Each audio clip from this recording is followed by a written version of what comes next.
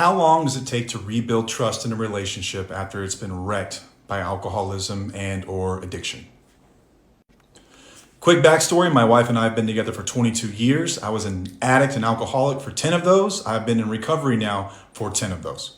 If I've done anything right in my life, my wife would be the first person to say that I've allowed her to feel however she needed to feel while I've been in recovery.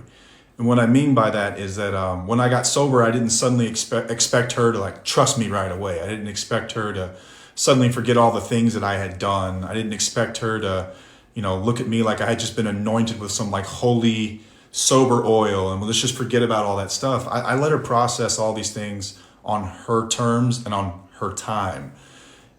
Because at the end of the day, there's a lot of distrust in the relationship, but I earned every bit of it. It's earned distrust.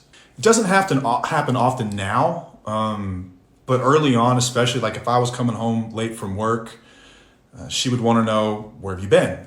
Usually home at this time, but you're home later.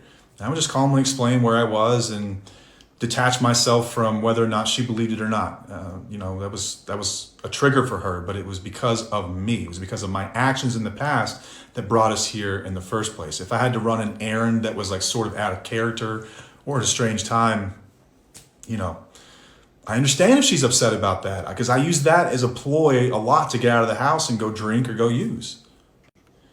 And I see it a lot when I work with people in early sobriety, that suddenly they get sober and you undergo these massive changes.